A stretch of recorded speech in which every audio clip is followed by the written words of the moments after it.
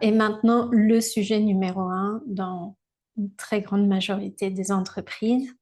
Et dans quelques jours, à l'heure où j'enregistre cet épisode, va se dérouler le salon Vivatech. Il va y avoir des milliers de personnes qui vont se nourrir de démonstrations, de keynotes, d'annonces. Donc l'IA va être vraiment au cœur de cet événement. Et comme partout, malheureusement, il n'y aura aucune personne, aucune conférence, aucun expert qui va vous parler d'un des sujets fondamentaux lorsque l'on aborde l'IA. Et ce sujet, c'est ce qui se passe à l'intérieur de chacun des humains qui doivent vivre avec cette transformation, cette révolution même, ce qui se joue dans leur corps, ce qui se joue au niveau du cerveau influencé par votre corps et dans cette capacité à rester debout, à se diriger quand tout s'accélère, quand tout s'intensifie, quand tout se transforme et se reconstruit différemment. Je suis Carole Lefebvre, coach système nerveux et fondatrice de la maison Stratégie Somatique.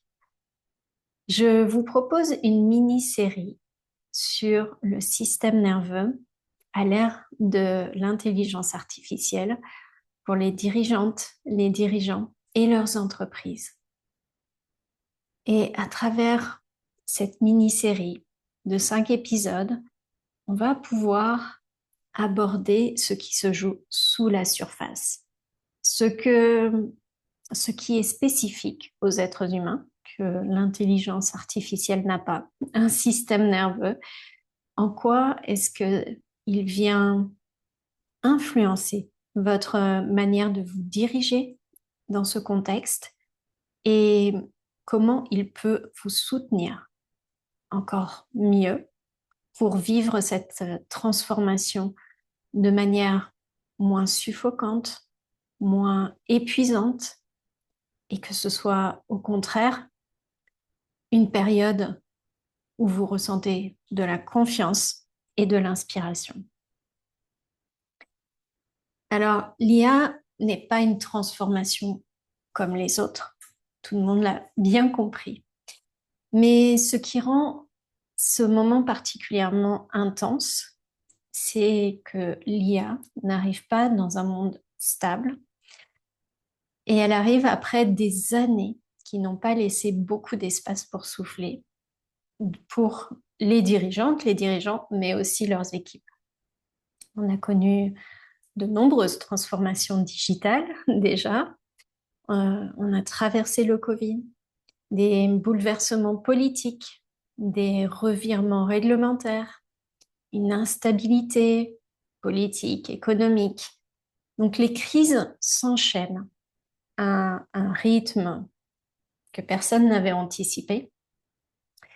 Et quand on est dirigeant, quand on a besoin de piloter une entreprise, on sait ce que ça représente. C'est vraiment des années à devoir se diriger dans de l'incertitude, à prendre des décisions sans filet, à mobiliser les équipes dans des contextes alors que soi-même, on n'a pas forcément euh, appris à naviguer ces contextes ou en tout cas à les enchaîner avec autant d'intensité. Donc, il n'y a pas de pause et il n'y a pas de moment de récupération. Et donc, maintenant, il y a l'IA qui vient enchaîner et qui va enchaîner avec toutes ces exigences, ces injonctions de devoir comprendre vite, d'intégrer vite, de ne pas prendre du retard, de ne pas laisser la concurrence vous dépasser et de réfléchir différemment.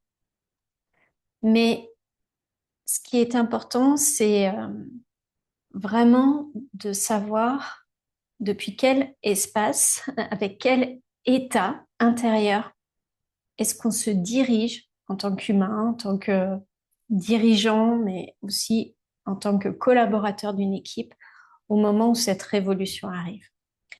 Parce que l'IA ne va pas vous amener plus de moments de récupération et de pause. Elle va au contraire amplifier l'état interne depuis lequel vous opérez. Et si cet état est déjà saturé, eh bien, ça va amplifier la saturation. Et c'est pour ça qu'il est important aujourd'hui, plus que jamais, de comprendre ce système interne. Il est important de comprendre son objectif, mais aussi sa logique. Et, et c'est ce qu'il manque aujourd'hui dans les accompagnements, dans les réflexions stratégiques. C'est dans quel état est-ce que l'on prend en considération ces informations? Depuis quel état est-ce que on travaille avec cette accélération? Dans quel état est-ce que l'on essaye de mobiliser les équipes? Et vous allez voir à travers les différents épisodes tout ce qui se joue à l'intérieur et en quoi de quelle manière vous pouvez transformer ça. Donc, qu'est-ce qui détermine finalement cet état interne? Cet état qui peut nous amener à vivre une même situation, cette situation d'autres également, de manière complètement différente. Et là, on va se tourner vers la science. Donc, on a chacun à l'intérieur de nous ce que l'on appelle le système nerveux autonome. C'est un système qui a pour seule et unique mission, depuis des millions d'années, c'est d'assurer notre survie. C'est pas que l'on soit plus épanoui, c'est pas que l'on soit plus successful, ni plus riche, ni les leaders de l'IA. C'est vraiment d'assurer notre survie. C'est un système primitif qui est présent chez les mammifères et qui était présent chez nos ancêtres. Et vraiment, c'est important de considérer qu'il a sa propre logique. Donc, pour réaliser cette mission, notre système nerveux, il va scanner en permanence notre environnement. Il va vraiment observer avec les sens, la vue, l'ouïe, le goût, tout ce qui est sensoriel. Et à chaque instant, il vient identifier si ce qu'il a comme information, il le croise avec une base de données qui s'est créée au fur et à mesure de notre histoire et il va faire le match et pouvoir identifier si nous sommes en sécurité ou s'il y a une menace. C'est vraiment la seule et unique question qu'il se pose encore et encore à chaque instant. C'est est-ce que je suis en sécurité? Est-ce que je suis en danger? Et sa réponse, elle va arriver extrêmement rapidement dans notre organisme, mais aussi dans notre cerveau. Et c'est là où finalement on peut avoir conscience de cette réponse du système nerveux, mais une fois qu'elle a été déjà enclenchée. Donc vous n'avez pas à piloter ça. Et tant mieux, parce que c'est ce qui nous aide à assurer notre survie.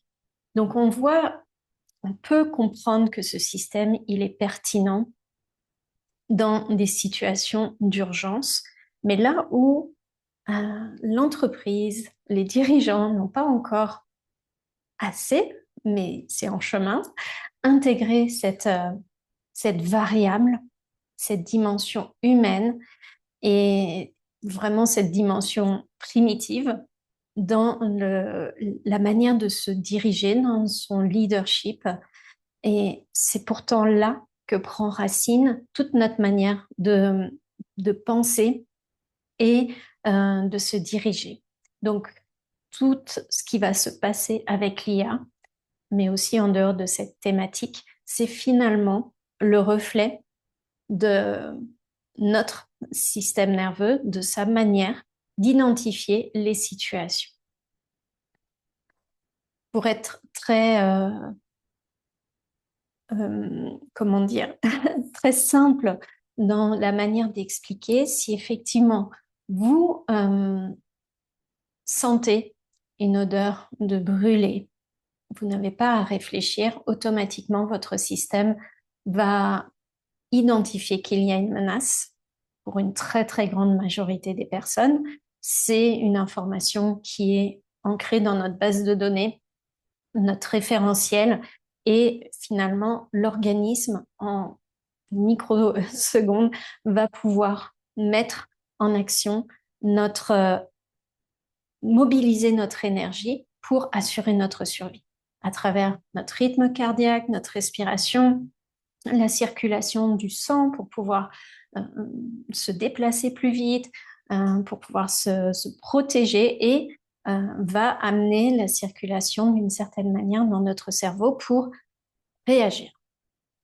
Et par contre, si notre système se sent en sécurité, eh bien, il va allouer cette énergie qui est présente tous les jours dans notre corps pour pouvoir se respirer normalement, digérer, puisque voilà, quand il n'y a pas d'urgence, on a le temps de digérer.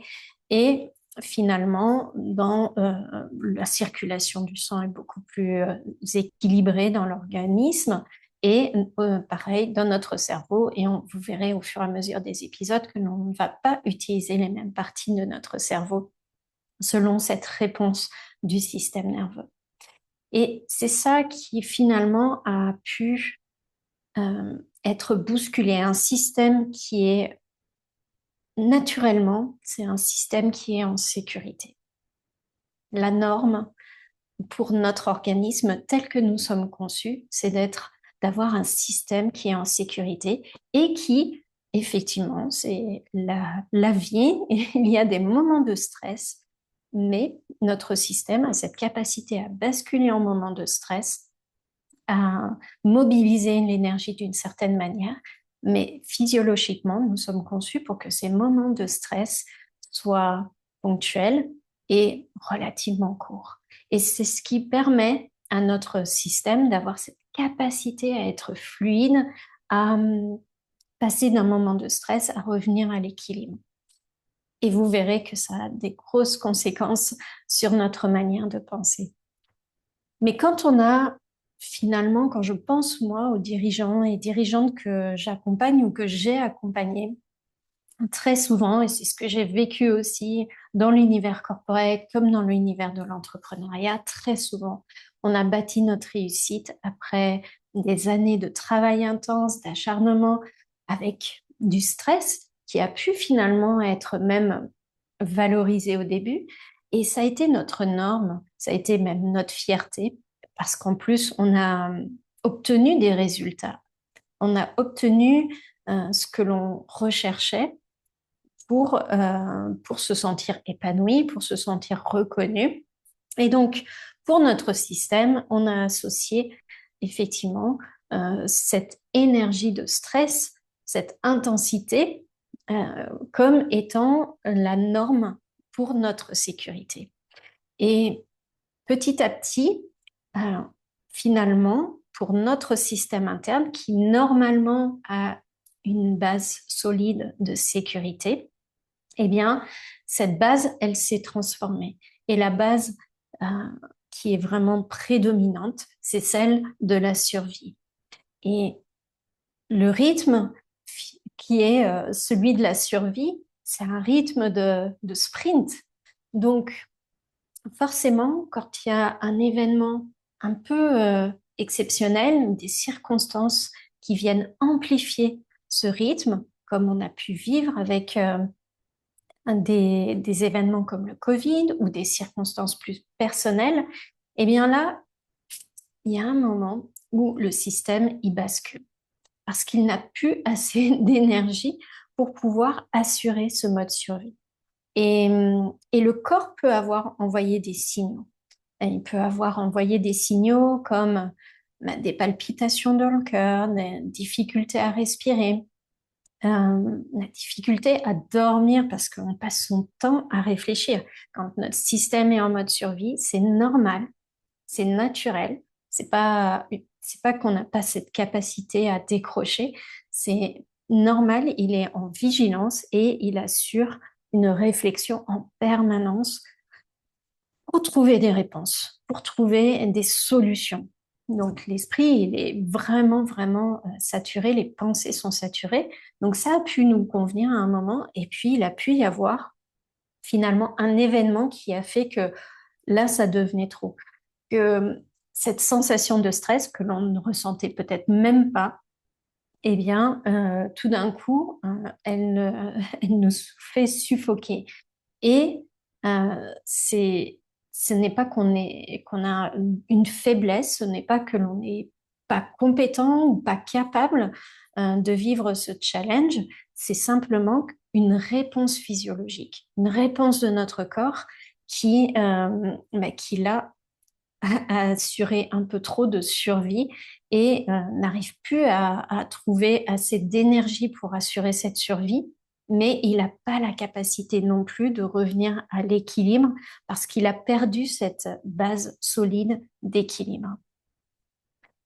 Donc c'est intéressant de comprendre que ce n'est pas une question de forme physique. Euh, j'ai assisté à une super conférence, si vous avez l'occasion de le rencontrer, d'un cascadeur français, Michel Berrer, qui est assez impressionnant, qui a fait plus de 300 films, puis des émissions, des épisodes de séries télévisées.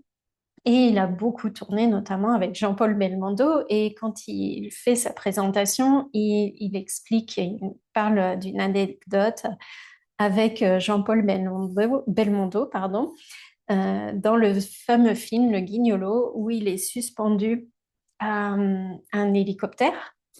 Et finalement, Jean-Paul Belmondo, il savait que c'était pour à peu près 4 minutes. Il était persuadé de pouvoir faire cette cascade sans aucune protection. Et Michel Berrer lui a expliqué que non, il allait devoir lui mettre un système de harnais parce que ce n'était pas possible physiologiquement. Et bon, Jean-Paul Belmondo l'a assez mal pris parce qu'il se sentait en forme, il avait de l'énergie, etc. Et en fait, Michel Berrer lui a fait faire une expérience. Il l'a simplement mis à une barre de traction dans un encadrement de porte, juste pour se suspendre, voilà, pendant quelques minutes pour voir s'il était capable de tenir 4 minutes à se suspendre. Et finalement, il a lâché au bout de 3 minutes. Mais il n'a pas lâché parce qu'il n'avait pas les muscles, il n'avait pas une forme et une santé de fer. Il a lâché tout simplement parce que dans cette position, le système identifie un risque, identifie qu'il a besoin de modifier la circulation sanguine pour assurer la survie. Donc, il y a moins de sang qui circule dans les extrémités pour garder de l'énergie et une circulation sanguine au niveau du cœur pour assurer la survie, tout simplement. Donc, c'est pas une question de, de force, c'est une question physiologique. Jean-Paul Belmondo a lâché simplement parce que son corps, lui, a répondu à sa survie et il n'y avait plus assez de force dans les mains puisqu'il y avait moins de sang et c'est pour ça qu'il a lâché. Eh bien, c'est exactement la même logique pour des dirigeantes, des dirigeants. On a tous un corps avec un système nerveux qui a cette mission d'assurer notre survie. Et donc, même si vous êtes fort, même si le stress a été bénéfique pour vous, même si vous êtes un sportif par ailleurs, même si vous avez une super hygiène de vie, il y a des raisonnements physiologiques, une logique physiologique pour assurer votre survie qui va prédominer. Et cette logique-là, elle va l'emporter sur tout ce qui peut être le mindset et l'état d'esprit. Donc, même dans un environnement où tout s'accélère, là où il n'y a pas d'espace de récupération, votre système nerveux, il va avoir besoin de ressources, de récupération. il ne va pas pouvoir être en mode survie en permanence. Sinon, il y a des répercussions.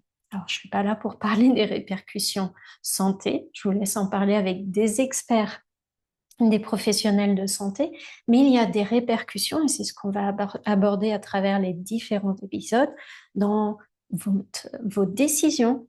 Parce que, tout simplement, physiologiquement, ça ne va pas être la même partie du cerveau qui va fonctionner. Ça va influencer vos relations avec vos équipes. Pas parce que vous n'êtes pas capable d'avoir des bonnes relations, même dans ce contexte de révolution, vraiment de réorganisation des entreprises. C'est simplement une réponse physiologique qui risque de prédominer. Et c'est ça qui est important à comprendre. Ce n'est pas une question de faiblesse, c'est une question de physiologie. Et c'est une question de réponse du système nerveux. Et on a la capacité, à partir du moment où on travaille avec son système nerveux, où on crée un partenariat, je préfère dire créer un partenariat, on peut ajuster la réponse du système nerveux pour qu'elle nous soutienne plutôt que de la subir. Parce qu'aujourd'hui, la très grande majorité des personnes n'ont pas conscience qu'il y a ce système qui fonctionne et donc subissent les réponses sans avoir absolument la main, sachant que plus de 80% des informations qui circulent dans notre corps sont avant tout des informations qui remontent, donc ascendantes, qui viennent du système et qui influencent votre manière de vous diriger, de penser, de décider. Et il n'y a que 20% des informations qui sont descendantes. Donc, aujourd'hui, quand on accompagne l'IA, que ce soit dans la prise de décision, la réflexion stratégique, l'intégration, on n'utilise que les 20% d'informations descendantes, alors qu'il y a 80% des informations qui viennent du système nerveux et qu'il y a la possibilité de travailler aussi au sein des entreprises avec ce système. Ce n'est pas parce que c'est un système humain, physiologique, que l'on n'a pas la capacité de travailler avec lui dans des structures. Donc, dans les prochains épisodes, on va rentrer un peu plus en détail, notamment aborder qu'est-ce qui se joue dans le système nerveux au moment où effectivement il y a cette accélération, cette intensité d'information que vivent les dirigeants, pression aussi à être parmi les gagnants, et en même temps, c'est ce que tous les experts expriment, il y a besoin de réinventer les choses.